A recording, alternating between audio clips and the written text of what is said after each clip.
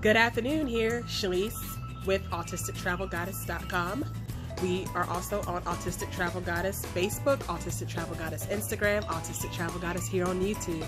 So today I'm going to be discussing with you guys my own personal predictions as to what post-COVID travel is going to be like. And I'm going to be sharing with you some of my own theories as well as research that I found about what could possibly be expected when we travel after this pandemic is over. So grab your seats, get some water, do whatever you got to do because we're going to talk about it. So one of the first things that comes to mind is the cost of travel. While I think that it's going to be cheap initially just because they're going to be trying to get customers in, they're going to be trying to lure customers into booking trips and coming into their hotels and traveling to their destinations. So it's going to be cheap for a minute, like it's going to be cheap right now and for a while after this. But as they're talking about implementing social distancing, actually blocking out the middle seat, having less crowding on the planes and having more social distancing in the hotels and enhanced cleaning, enhanced sanitizing, as they're starting to talk about all this extra labor as well as less seats being sold on the planes, eventually the price is going to go up dramatically. That's my prediction, just because there's going to be a lot more labor involved as well as less seats are going to be sold on the plane and on buses and on trains, meaning that they're going to have to get their profits somehow. So I think that's what it's going to be like when it comes to social distancing, and even in things like restaurants and tourist attractions and things like that. Like if they're going to be doing things with less people and less crowding, they're going to be increasing their prices eventually. And honestly, that's what I think is going to happen in order for them to get their profit, that they're going to be pre-COVID. So that's just one of my predictions. I could be wrong. I hope I'm wrong, but that's one of my predictions that I see happening down the line when it comes to traveling and the cost of traveling. Going through the TSA checkpoint. So I think that going through TSA checkpoints, you may have a social distance, stand 6 feet apart of one another. It would not surprise me if they were to start implementing temperature checks or some kind of health certification, or even if they come up with a vaccine in the future, they may even decide to make you show proof that you got that vaccine in order to travel through, TSA. And besides the screening, this may happen in various countries, airports. This may happen in various states, airports. We really don't know. The jury is still out on that. And again, this is just speculation as to what I think might happen, if you're traveling through TSA after the pandemic is over. But as of now, from what I'm seeing, it hasn't really changed other than the social distancing part where you're standing a distance of 6 feet from one another. So other than that, I think this may happen in the future, but we don't know yet. It's too early to tell.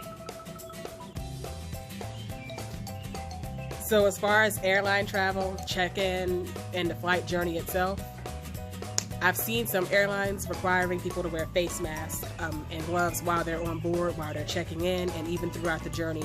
JetBlue started that, and then following suit is Delta, and I actually heard Americans doing the same thing now. United was supposed to block out the middle seat, and I've heard other airlines saying the same thing, that they will block out the middle seat in order to encourage social distancing.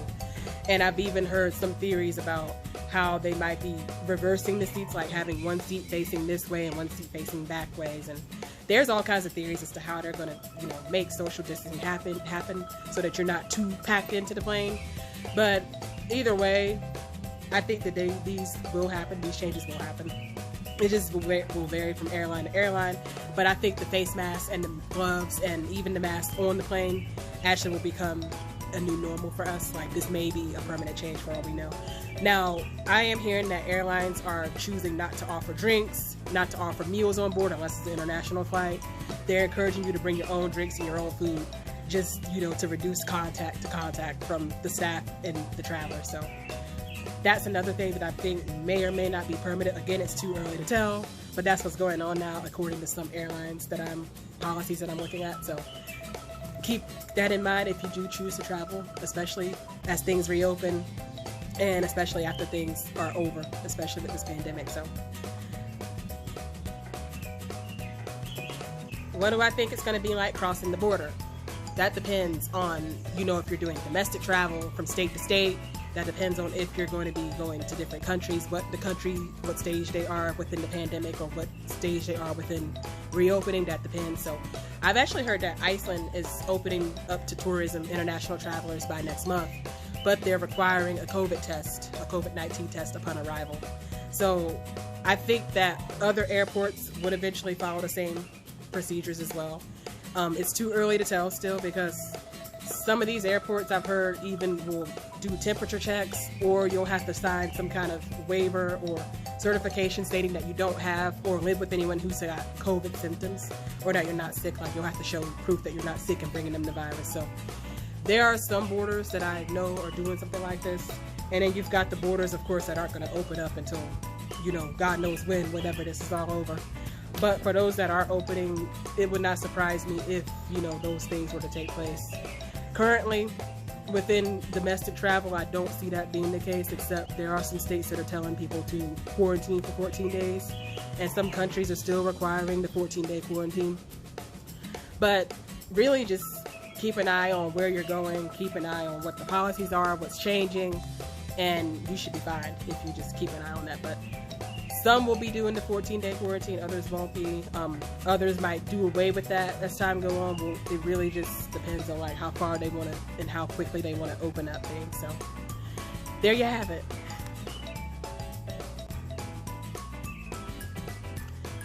So these are all my predictions so far, based upon the research I've seen, based upon the data I'm seeing, and based upon my own like observations of what's going on now in the travel industry. So none of these may be right or wrong. These are just my opinions. We don't know if these are going to be totally the new norm, if these are going to be permanent changes, or if this is just, you know, until the pandemic is over. But I'm just telling you guys what I think is likely to happen should you travel, especially after this pandemic is over. So yeah, I hope you guys will definitely keep these things in mind. And I wish you the best if you do choose to travel. I wish you guys the best in keeping your precautions, keeping your social distancing, and still being careful and being safe and taking this seriously. So I hope that you guys enjoyed this video. Like, comment, and subscribe. All right, ciao.